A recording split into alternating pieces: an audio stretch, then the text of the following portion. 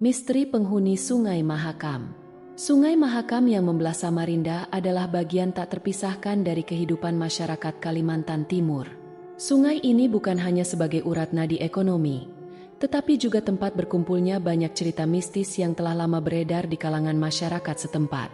Salah satu legenda yang paling terkenal adalah tentang penghuni sungai.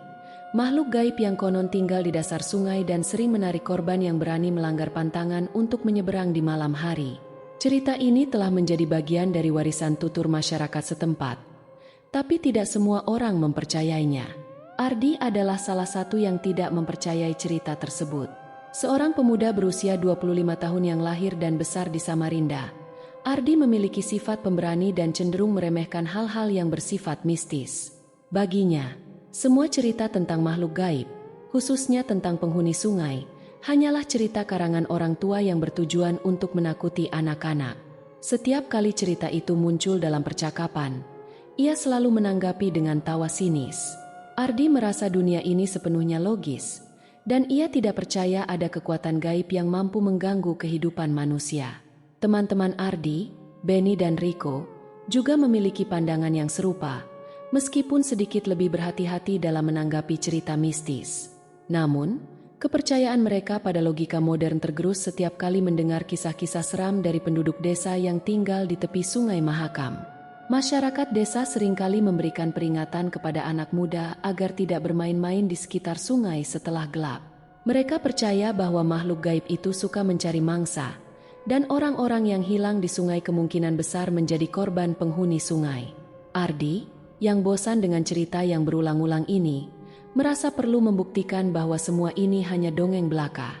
Suatu malam, saat suasana kampung sunyi, ia mengajak Benny dan Rico untuk menyeberangi Sungai Mahakam dengan perahu kecil mereka. Ardi yakin, jika mereka berhasil melakukan ini tanpa insiden, mereka akan membungkam semua kisah mistis yang beredar selama ini. Teman-temannya, meskipun agak ragu, akhirnya setuju dengan ide nekat tersebut. Bagi mereka, itu hanyalah petualangan malam yang seru, dan mereka tidak ingin dianggap pengecut oleh Ardi. Malam yang dipilih Ardi untuk perjalanan itu adalah malam bulan purnama, ketika sinar bulan terang benderang memantulkan cahaya di permukaan sungai. Suasana malam itu tampak tenang, tidak ada tanda-tanda yang mencurigakan. Sebelum mereka berangkat, beberapa penduduk yang kebetulan melihat mereka menuju perahu sempat memperingatkan, "Jangan menyeberang malam-malam. Sungai ini tidak sembarangan. Banyak yang sudah hilang," ujar seorang pria tua sambil menghisap rokoknya. Namun, peringatan itu hanya membuat Ardi tertawa. "Pak, itu cuma cerita lama. Orang hilang di sungai mungkin karena tenggelam, bukan karena ada makhluk gaib," balas Ardi dengan nada menantang. "Percaya atau tidak, itu urusanmu. Tapi jangan salahkan kami kalau nanti ada yang aneh-aneh terjadi," ucap pria tua itu sambil berlalu, meninggalkan Ardi dan teman-temannya yang sudah siap dengan perahu kecil mereka. Ardi, Benny, dan Rico naik ke atas perahu. Suara dayung yang membelah air terdengar samar di antara kesunyian malam. Awalnya, perjalanan mereka terasa seperti yang diharapkan. Air sungai yang tenang, udara segar yang sejuk, dan gemerlap cahaya bulan yang memantul di atas permukaan air, semuanya membuat mereka merasa santai. Sesekali, mereka bercanda dan menertawakan betapa bodohnya cerita-cerita yang telah menakut-nakuti masyarakat selama ini. Namun, tidak lama setelah mereka bergerak lebih jauh ke tengah sungai, suasana mulai berubah. Angin dingin yang tidak wajar tiba-tiba bertiup dari arah yang tidak jelas. Permukaan air yang tadinya tenang mulai bergerak pelan seperti ada sesuatu di bawahnya. Benny, yang duduk di ujung perahu, merasakan gelisah yang aneh. Dia melihat ke sekeliling, mencoba mencari tahu apa yang menyebabkan perubahan suasana ini. "Padahal tadi nggak sedingin ini," ujar Benny sambil mengusap lengannya yang mulai merinding. "Ah, mungkin cuacanya memang lagi berubah. Lagi pula, kita ada di atas sungai. Wajar kalau anginnya kencang," jawab Ardi, berusaha meyakinkan temannya. Tapi tidak hanya angin yang membuat suasana semakin aneh. Dari kejauhan, terdengar suara gemericik air yang semakin lama semakin keras. Suara itu terdengar seperti sesuatu yang besar sedang bergerak di bawah air. Meskipun begitu, Ardi tetap bersikeras bahwa semuanya baik-baik saja. Bagi Ardi, ini hanyalah ilusi, hasil dari ketakutan yang tidak berdasar. Namun, semakin lama mereka mendayung, semakin kuat perasaan bahwa ada sesuatu yang tidak beres di sekitar mereka. Rico, yang biasanya pendiam, tiba-tiba mengangkat suaranya. "Gue rasa kita harus balik sekarang," ucapnya tegas. Matanya menatap tajam ke arah permukaan air yang kini mulai bergerak lebih cepat. Ardi, meskipun merasa sedikit gelisah, tidak mau mundur begitu saja. "Santai aja, bro. Kita udah di sini. Kalau kita balik sekarang, orang-orang kampung bakal ngetawain kita. Lagi pula, lo percaya omong kosong mereka?" Namun, Benny dan Rico tidak bisa menahan perasaan was-was mereka. Sesuatu yang tidak terlihat seakan mengintai mereka dari dalam kegelapan sungai. Meskipun Ardi tetap bersikeras, perasaan gelisah mulai merayap di dalam dirinya juga. Perjalanan yang awalnya hanya untuk membuktikan bahwa legenda penghuni sungai adalah mitos, kini berubah menjadi pengalaman yang membuat nyali mereka ciut. Ardi, yang biasanya paling berani, mulai merasakan ketakutan yang sebelumnya tidak ia percayai. Tapi ini baru permulaan dari mimpi buruk yang akan mereka hadapi. Malam semakin larut, dan perahu kecil yang membawa Ardi, Benny, dan Rico terus melaju perlahan di atas permukaan Sungai Mahakam. Di awal perjalanan, suasana terasa biasa saja. Deru air yang mereka dayung terdengar lembut. Bahkan sesekali mereka bercanda menertawakan cerita-cerita mistis yang mereka anggap sebagai mitos belaka. Namun, tidak lama kemudian, suasana mulai berubah tanpa mereka sadari. Hembusan angin malam yang tadinya sejuk mulai beralih menjadi angin dingin yang menusuk. Semburan angin itu bukan sekadar dingin malam, tetapi ada sesuatu yang terasa janggal, seolah-olah berasal dari kedalaman yang tidak diketahui. Riak air yang tadinya hanya samar-samar kini terlihat seperti bergerak dengan sendirinya, berputar pelan di sekeliling perahu mereka, padahal tidak ada arus yang seharusnya menyebabkan pergerakan tersebut. Benny, yang duduk di bagian depan perahu, mulai merasakan kegelisahan yang semakin kuat. Matanya tak henti-hentinya memandang ke arah air. Bayangan-bayangan aneh seakan-akan bergerak di bawah permukaan sungai. Awalnya ia mencoba menenangkan pikirannya, berusaha berpikir positif bahwa ini hanyalah permainan imajinasinya semata. Namun, semakin ia memandang, semakin jelas perasaan bahwa ada sesuatu yang tidak normal. "Kalian merasa enggak? Kayak ada yang aneh sama airnya," bisik Benny sambil menoleh ke Ardi yang masih mendayung dengan tenang di tengah perahu. Ardi hanya mengangkat bahu. "Cuma air sungai biasa. Ini cuma efek malam hari. Cahaya bulan bikin bayang-bayang jadi kelihatan beda," jawabnya santai, meskipun di dalam hati ia pun mulai merasa sedikit tidak nyaman. Namun, tanda-tanda keanehan itu semakin jelas. Arus air di sekitar perahu mereka mulai berputar lebih cepat, membentuk pusaran kecil yang tampaknya bergerak mengikuti arah perahu. Suara angin yang tadinya hanya sekilas kini terdengar seperti bisikan samar-samar, seolah-olah ada sesuatu yang berbisik dari dalam kegelapan. "Lo denger itu, Di?" tanya Rico tiba-tiba. Matanya terpaku ke arah tepi sungai yang jauh. Ardi berhenti mendayung sejenak, berusaha mendengarkan dengan seksama. Suara itu memang ada, tetapi sangat halus, seakan-akan berasal dari dasar sungai. Seolah-olah suara makhluk yang berbicara dalam bahasa yang tidak mereka pahami. Meski begitu, Ardi tetap berusaha menyangkal ketakutan yang perlahan-lahan muncul. "Ah, cuma suara angin. Kalau lo terlalu mikirin hal-hal kayak gitu, ya lo bakal parno sendiri," jawab Ardi, berusaha memecah ketegangan yang mulai terasa. Tapi Benny dan Rico tidak bisa menyingkirkan rasa takut mereka.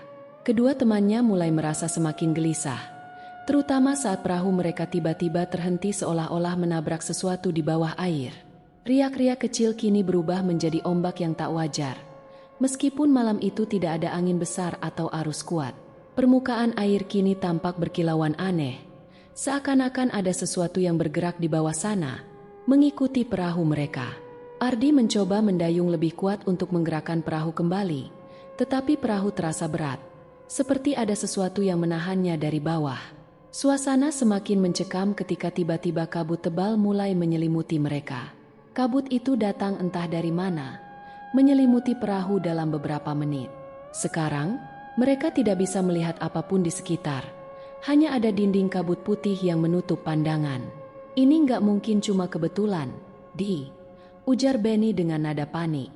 Kita harus balik sekarang sebelum semuanya jadi makin parah. Ardi mulai merasakan ketakutan yang semakin nyata, tapi harga dirinya menahannya untuk mundur. Kita cuma ketemu kabut. Gue yakin kita bisa tembusin ini. Udah, gue lanjut dayung aja. Kita pasti sampai di seberang, ucap Ardi, meskipun suaranya terdengar tidak sekuat sebelumnya. Namun, saat ia mencoba mendayung lebih keras, sebuah suara keras bergemuruh dari bawah perahu. Suara itu terdengar seperti sesuatu yang besar bergerak di bawah air, mendesir dan menghantam dasar perahu. Rico yang duduk di bagian belakang perahu segera bangkit. Matanya terbelalak penuh ketakutan. Lo denger itu, kan? Ada yang di bawah. Teriaknya sambil memandang ke permukaan air yang kini beriak lebih besar. Benny tak kalah panik. Kita harus balik. Sekarang. Namun, belum sempat Ardi merespons, kabut semakin tebal, dan di antara kepulan kabut itu, sesuatu mulai muncul dari dalam air. Bayangan gelap muncul dari kedalaman sungai. Tubuhnya tampak tak jelas karena diselimuti kabut. Hanya sekilas, mereka melihat sosok makhluk dengan tubuh panjang dan kulit kelabu yang licin. Matanya yang merah menyala menatap langsung ke arah mereka dari bawah air. Perahu mulai berguncang hebat, seakan ada kekuatan besar yang menariknya ke bawah. Dalam kepanikan, Benny mencoba berdiri dan hendak melompat ke sungai. Tapi sebelum ia sempat bergerak, sebuah tangan hitam besar dengan kulit basah dan berlendir muncul dari air, meraih kakinya dengan cepat. Tubuhnya terseret ke dalam air sebelum Ardi dan Rico bisa berbuat apa-apa. Kejadian itu begitu cepat, dan perahu mereka semakin goyah. Ardi terdiam sesaat. Otaknya berusaha mencerna apa yang baru saja terjadi. Suara teriakan Benny masih terngiang di telinganya, tetapi ia tidak bisa melihat apa-apa selain kabut tebal dan permukaan air yang beriak liar. "Benny!" teriak Rico, mencoba mencari temannya yang sudah tenggelam di dasar sungai. Namun, yang tersisa hanya air yang berputar dengan cepat, seolah-olah menyembunyikan apa yang ada di dalamnya. Ardi, yang tadinya percaya penuh bahwa ini semua hanya mitos, kini mulai sadar bahwa ada sesuatu yang salah. Sesuatu yang sangat berbahaya dan gaib ada di bawah mereka, siap menyeret siapapun yang berani melanggar pantangan. "Kita harus keluar dari sini," teriak Rico dengan suara yang dipenuhi ketakutan. Namun, sesuatu yang lebih mengerikan sudah menunggu mereka di bawah permukaan air. Kabut tebal masih menyelimuti perahu mereka, membuat pandangan Ardi dan Rico semakin terbatas. Kedua pemuda itu hanya bisa mendengar bunyi riak air yang semakin keras di bawah perahu. Ketegangan terus meningkat setelah Benny menghilang, dan sekarang hanya tersisa mereka berdua yang terperangkap di tengah sungai yang mencekam. Rico masih terpaku di ujung perahu. Matanya nanar memandang ke air yang beriak. Napasnya berat, terdengar jelas dalam keheningan yang hanya dipecahkan oleh suara gemuruh air. Ia terus memanggil nama Benny, meskipun dalam hatinya, ia tahu bahwa temannya sudah tidak mungkin kembali. "Ardi, kita nggak bisa di sini lebih lama lagi. Kita harus balik sekarang." Suara Rico terdengar serak, dipenuhi ketakutan yang tak terbendung lagi. Ardi, yang juga mulai merasakan ketakutan yang sama, berusaha menguasai dirinya. Ia mencoba mendayung lagi, tapi perahunya seolah tidak mau bergerak, seperti ada yang menahan dari bawah. Setiap kali ia berusaha menggerakkan dayung, perahu hanya bergoyang sedikit, sebelum kembali diam, seakan terjebak dalam cengkeraman tak terlihat. "Kita nggak bisa kemana-mana. Ada sesuatu di bawah, sesuatu yang besar," kata Ardi. Suaranya mulai gemetar. Rico menelan ludah, dan seketika wajahnya berubah pucat ketika ia melihat sesuatu muncul dari permukaan air. Bayangan kelabu yang samar-samar mulai bergerak di sekitar perahu. Sosok itu tidak jelas, tapi dari dalam kabut, seolah-olah makhluk itu terus memantau mereka dengan penuh rasa haus. Tiba-tiba, terdengar bunyi gemuruh dari bawah perahu, seperti sesuatu yang sedang menggerakkan air dengan kekuatan besar. Ardi dan Rico langsung menoleh ke arah suara tersebut. Jantung mereka berdegup kencang saat mereka melihat bayangan hitam itu semakin dekat, memutari perahu dengan cepat. "Ini bukan mimpi, Di. Ini beneran ada," teriak Riko. Suaranya mulai berubah menjadi isak ketakutan. Ardi masih berusaha mengendalikan ketakutannya, tapi pandangan matanya terpaku pada sesuatu yang perlahan muncul dari dalam air. Dari kegelapan air sungai yang dingin, makhluk itu muncul, memperlihatkan tubuhnya yang besar dan berwarna kelabu pucat, dengan kulit licin seperti ikan, namun berwujud setengah manusia. Matanya merah menyala, menatap langsung ke arah mereka, penuh dengan kebencian. Makhluk itu tampak seolah-olah hidup di antara dua dunia, memiliki tubuh bagian bawah seperti ekor ikan yang panjang, sementara bagian atasnya menyerupai manusia, tetapi sangat berbeda. Wajahnya mengerikan, dengan gigi-gigi tajam yang mencuat, dan lengannya yang panjang menjulur keluar dari air, bergerak cepat menuju perahu. "Apa itu?" teriak Ardi histeris. Tubuhnya mulai gemetar saat makhluk itu semakin mendekat.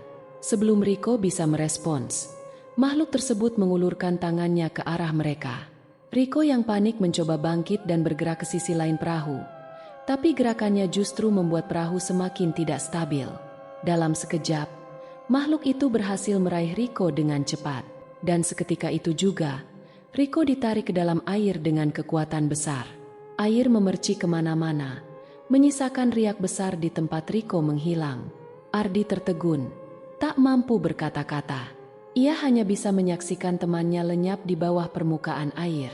Dalam hitungan detik, suara gemuruh dari bawah sungai mereda, dan suasana kembali sunyi, hanya tersisa suara riak air yang tenang, seolah tidak pernah terjadi apa-apa. Kini, Ardi sendirian di tengah kabut tebal yang menutup semua pandangan. Ia mencoba mendayung perahu sekuat tenaga, tapi hatinya dipenuhi oleh ketakutan yang tak terlukiskan. Ia bisa merasakan bahwa makhluk itu masih ada di sekitarnya, mengintai dari bawah air, menunggu saat yang tepat untuk menyerangnya. Pikiran Ardi mulai kacau. Ia berusaha berpikir rasional, mencoba mencari cara untuk menyelamatkan diri. Namun, suara-suara aneh mulai terdengar lagi. Kali ini lebih jelas. Bukan hanya suara air, tetapi bisikan yang datang dari dalam kabut. Bisikan-bisikan itu terdengar seperti ejekan, suara yang menyeramkan dan penuh kebencian. "Kau sudah melanggar pantangan, ini bukan tempatmu." Bisikan itu semakin jelas, dan Ardi merasa kepalanya berputar. Ia memejamkan mata, berharap ini semua hanyalah mimpi buruk, namun suara itu terus menghantui. "Kau sombong, dan sekarang kau akan membayar." Ardi membuka matanya, dan di sekeliling perahu, ia melihat bayangan hitam yang semakin banyak. Makhluk-makhluk itu tidak hanya satu, tapi ada banyak. Mereka semua tampak berputar-putar di bawah perahu, menunggu kesempatan untuk menyerang. Ketika Ardi mencoba mendayung lebih cepat, perahu kembali berguncang hebat. Dengan sisa-sisa kekuatannya, Ardi berteriak, berharap ada yang bisa mendengar. Meskipun ia tahu itu sia-sia, makhluk-makhluk tersebut terus mengelilinginya, dan rasa takutnya semakin menjadi. Ia merasa seperti terperangkap di dunia yang tidak pernah ia pahami. Sebuah dunia yang penuh dengan teror gaib yang tidak bisa ia lawan. Di tengah keputusasaannya, suara bisikan itu kembali terdengar. Kali ini lebih dekat, lebih menakutkan. "Kau tidak bisa kabur." Ardi menunduk ke air, dan di sana, bayangan makhluk itu muncul lagi, semakin jelas.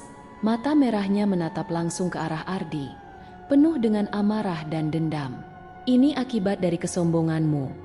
Kau tidak menghormati apa yang seharusnya tidak kau ganggu." Ardi kini tahu bahwa ini bukan hanya legenda. Makhluk-makhluk di Sungai Mahakam itu nyata, dan mereka menginginkan satu hal, mereka menginginkan nyawanya.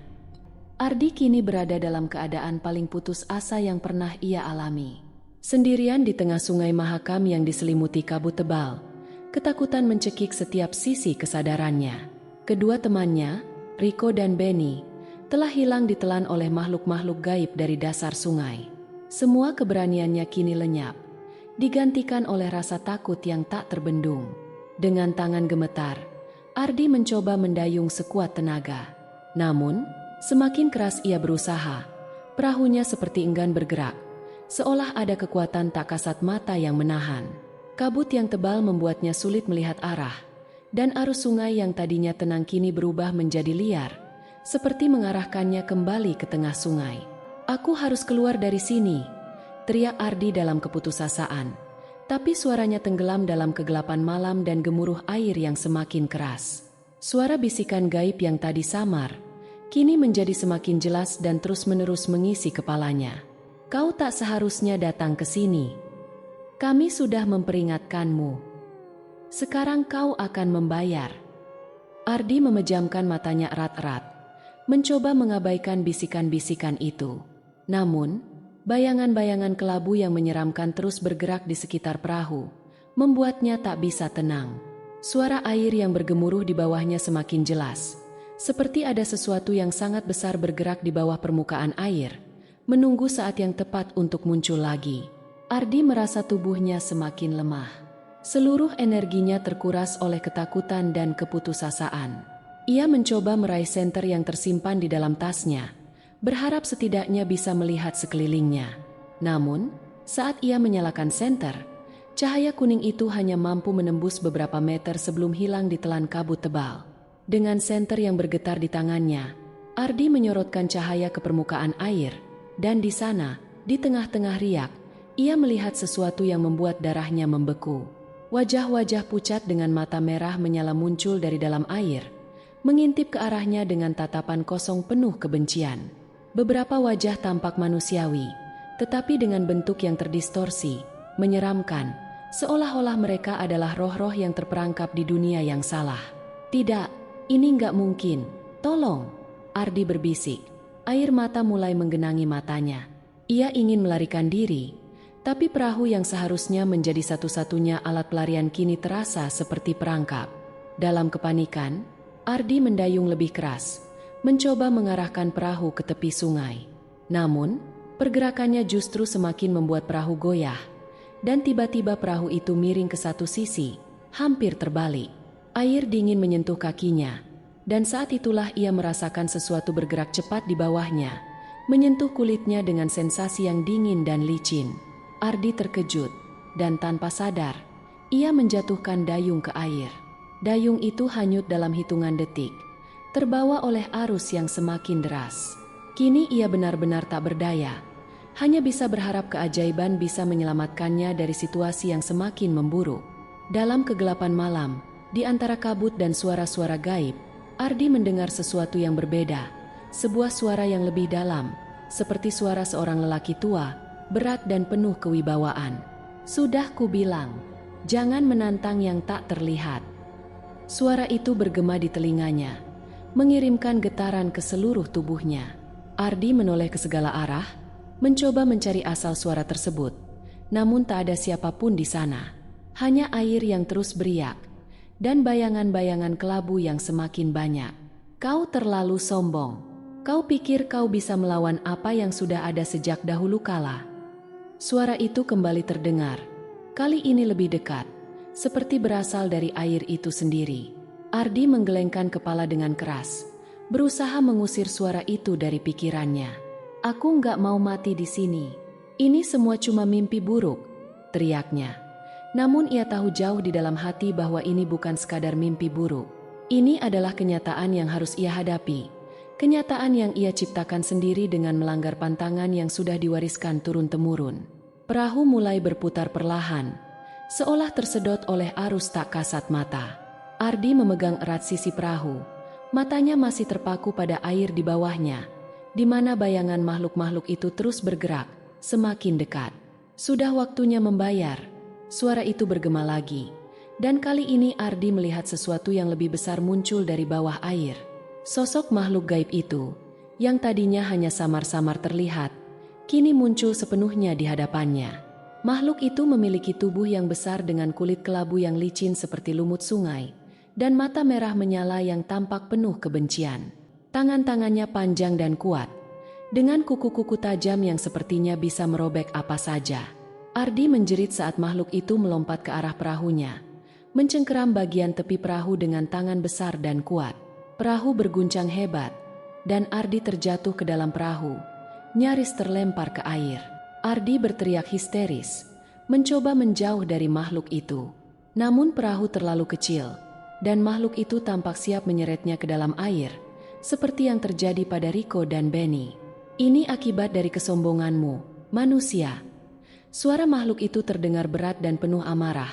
Matanya yang merah menyala menatap langsung ke mata Ardi.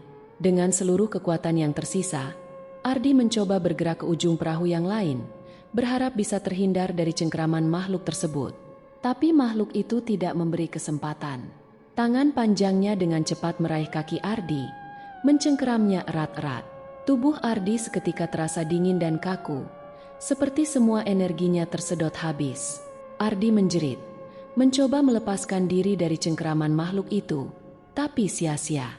Makhluk itu semakin kuat menariknya ke tepi perahu, seolah bersiap untuk menyeretnya ke kedalaman sungai yang gelap. Ardi terjebak dalam situasi yang tak bisa lagi ia kendalikan. Cengkeraman makhluk itu semakin erat di kakinya, menariknya perlahan ke tepi perahu yang bergoyang hebat. Air sungai Mahakam terasa semakin dingin, seolah siap menelannya kapan saja.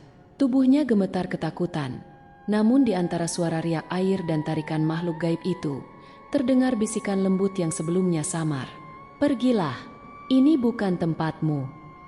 Ardi, yang sudah hampir menyerah pada ketakutannya, kini merasa ada secercah harapan. Namun harapan itu hanya bertahan sebentar. Makhluk kelabu dengan mata merah itu tersenyum, memperlihatkan giginya yang tajam dan mengerikan. "Kau sudah datang sejauh ini. Kau tak bisa lari lagi. Aku adalah bagian dari sungai ini, dan tak ada yang bisa menyelamatkanmu." Ardi berusaha melawan, mencengkeram tepi perahu dengan segala kekuatan yang tersisa, tetapi sia-sia. Tenaganya sudah habis, dan seiring dengan tarikan kuat dari makhluk gaib itu, tubuhnya tergelincir semakin dekat ke air. Di sekelilingnya, bayangan-bayangan kelabu semakin jelas, muncul dari dalam air, seperti roh-roh yang terperangkap dan menantikan mangsa berikutnya. Di tengah kepanikannya, sebuah kilatan dari masa kecilnya muncul dalam benaknya. Ia teringat peringatan yang selalu diceritakan oleh orang-orang tua di kampungnya. Sungai Mahakam bukan hanya sekedar air.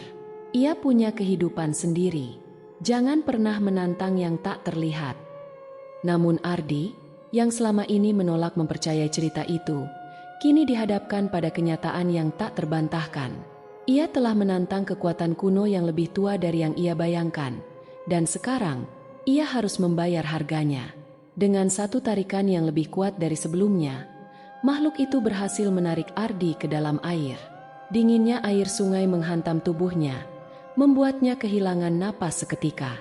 Ardi berusaha berenang, tetapi cengkraman kuat di kakinya tak memberinya kesempatan untuk naik ke permukaan. Pandangannya mulai kabur, dan kesadarannya perlahan memudar saat air mengisi paru-parunya. Namun, sesaat sebelum ia benar-benar tenggelam ke dalam kegelapan, suara lembut yang tadi samar kini terdengar lebih jelas. "Kembali, ini bukan waktumu."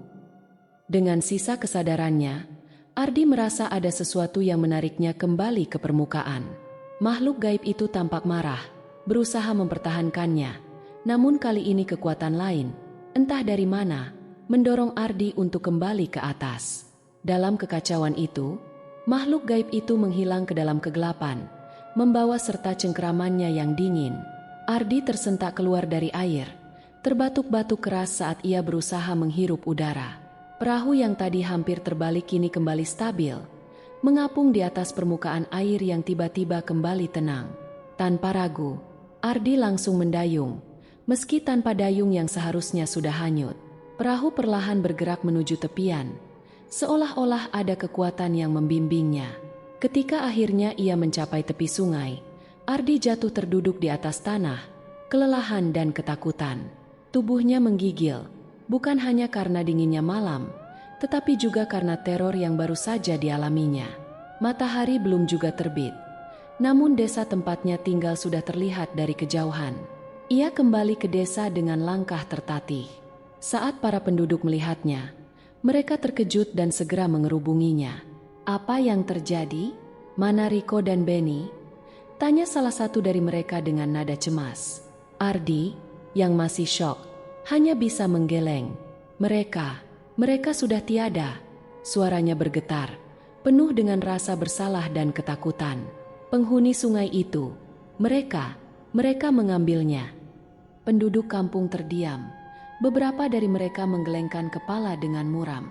Seorang tetua desa, yang sejak awal memperingatkan Ardi tentang bahaya menyeberangi Sungai Mahakam pada malam hari, melangkah maju dengan tatapan penuh keprihatinan. "Sudah kubilang, anak muda, Sungai Mahakam bukan tempat untuk bermain-main. Makhluk-makhluk itu tidak suka diganggu. Kau telah melanggar pantangan." Ardi, yang kini menyadari kesalahan besar yang telah diperbuatnya, hanya bisa tertunduk. Ia merasa hampa. Meskipun ia berhasil selamat, rasa bersalah karena kehilangan dua sahabatnya menghantuinya. Setiap malam, ia terbangun dengan keringat dingin, teringat wajah Riko dan Benny yang tenggelam dalam air, serta makhluk gaib yang menarik mereka ke dasar sungai. Hari demi hari berlalu, namun Ardi tak pernah bisa kembali menjadi dirinya yang dulu. Ia selalu dibayangi oleh perasaan takut dan rasa bersalah yang menghancurkan mentalnya. Hingga pada suatu malam, kabar mengejutkan datang dari desa. Ardi ditemukan meninggal di tepi Sungai Mahakam. Tubuhnya tergeletak di tepi sungai, wajahnya pucat, dan matanya terbuka lebar seolah melihat sesuatu yang mengerikan. Penduduk desa percaya bahwa makhluk gaib penghuni sungai itu akhirnya mengambil Ardi, menyelesaikan urusan yang tertunda. Ia telah menantang kekuatan yang lebih tua dan lebih kuat dari yang bisa ia pahami, dan meskipun ia berhasil melarikan diri sekali, pada akhirnya, ia tidak bisa menghindari hukuman atas kesombongannya. Sungai Mahakam kembali tenang, tetapi legenda tentang makhluk-makhluk penghuni dasarnya terus hidup. Setiap kali seseorang mencoba menyeberang sungai pada malam hari, cerita tentang Ardi dan dua temannya selalu diceritakan sebagai peringatan bahwa Sungai Mahakam bukan sekadar sungai biasa dan ada hal-hal yang tak seharusnya diganggu oleh manusia.